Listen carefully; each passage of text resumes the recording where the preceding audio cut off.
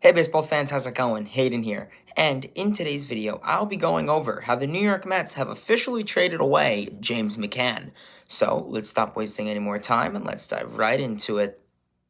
So some news for the New York Mets this late evening, and it is involving catcher James McCann, as he has reportedly been traded to the Baltimore Orioles for a player to be named later.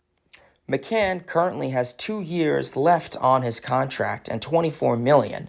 The Orioles will assume $5 million of the contract per source, so the Mets won't be paying too much of the contract, which is a positive thing.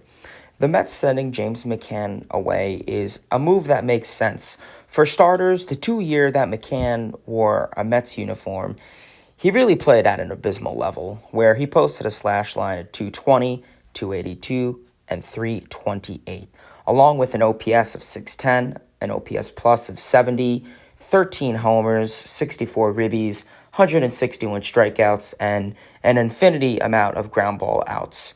With McCann being a catcher, his defense behind the plate was very much required. Sadly, he did not meet those requirements too well, as defensively he was on the verge of being just a below average catcher, whether that was his framing or the other defensive metrics.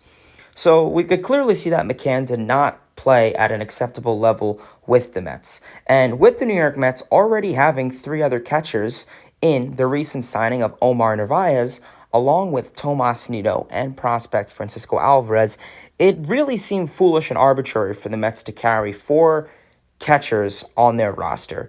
There's many options with how the Mets will address the catcher position in 2023, whether they platoon Narvaez and Nido, Alvarez and Nido, or all 3 of them split some time, but that's a story and a video for another day. When it comes to James McCann on the Orioles, I wish him the best of luck. Obviously, the Orioles see McCann as a number 2 catcher right behind Adley Rutschman, who could take the load off of him, maybe DH against certain left-handed pitchers. We'll see how James McCann could fare in Baltimore. Will he be able to do more better and acceptable as an alternate catcher like he was in Chicago and Detroit years ago?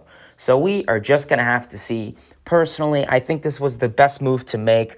Financially, you lucked out, but overall, performance-wise, this was the best move to make for the New York Mets, and they could focus on keeping the catcher position strong and dominant.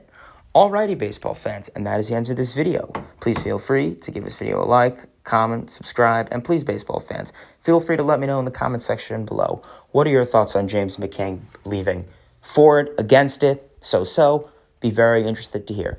Till next time, baseball fans, see ya.